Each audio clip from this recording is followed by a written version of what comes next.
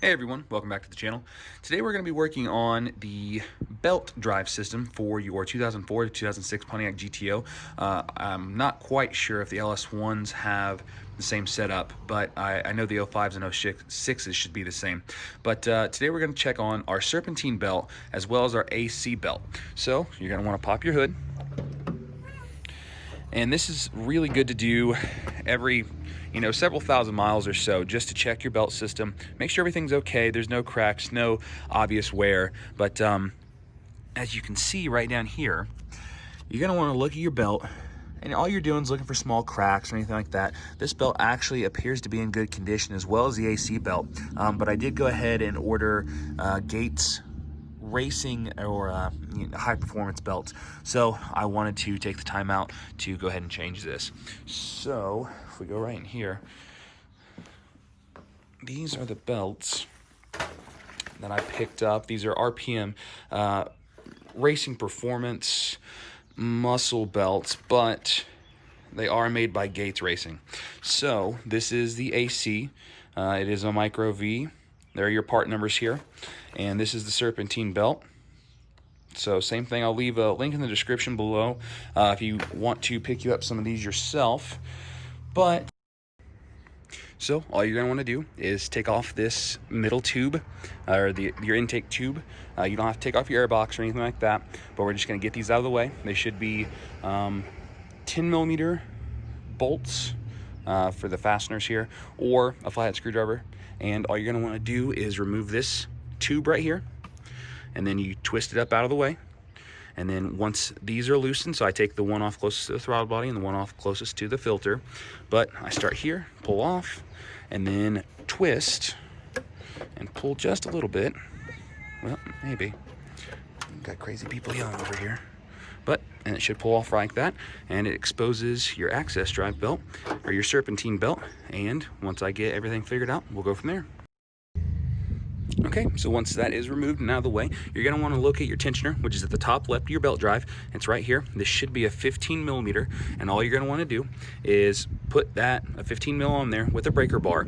You're going to want to pull clockwise, so you're going to want to pull towards the driver's side, and then slip the belt off towards the back of the car. Once that's done, I will leave a link in the description to a picture, or I'll put it up on the screen right now,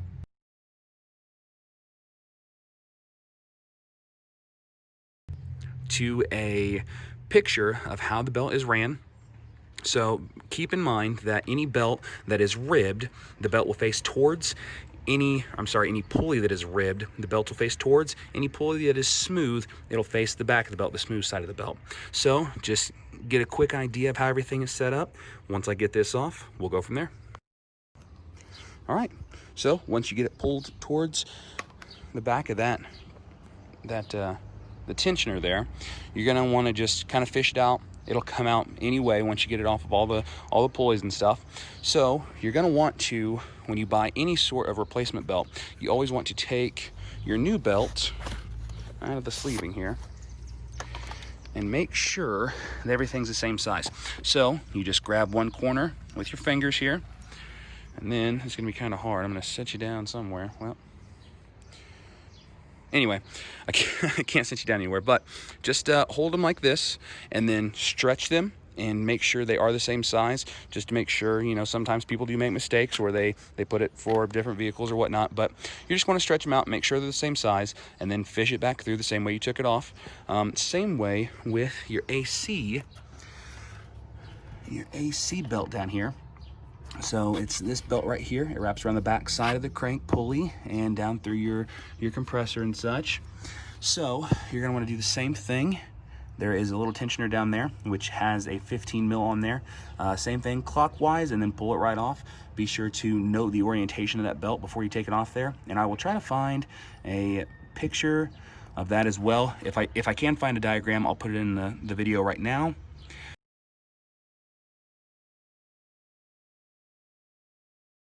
But if not, just be sure to note the orientation of how everything works, okay? And I'll be back once I get them replaced.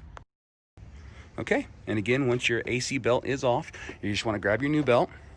Like I said, you want to put them kind of right beside each other. use your thumbs or your fingers, whichever you're more comfortable with, but just make sure they're about the same size. Make sure that what you're replacing is going to work and going to fit. So we're going to get these back on, and I will show you the finished product. All right, and when you're all put back together, it should look something like you had originally. So, like I said, I'll leave a description or a picture in the description of how the Serpentine belt is ran, and I will try to find a picture of how the AC belt is ran. It is pretty straightforward. You have this pulley right here, which is your AC compressor, this pulley right here, and then you have a tensioner pulley down here, which is the 15 mil, then another pulley up top, and then it wraps around the other side of the crank pulley, or the inside side of the crank pulley. So I did have to jack one side of the car up. It just helped me get underneath so I could try to fit everything through the pulleys over here and the crank pulley. But we will put on your stock intake tube same way you took it off, and then be sure to attach this hose, and that should be it.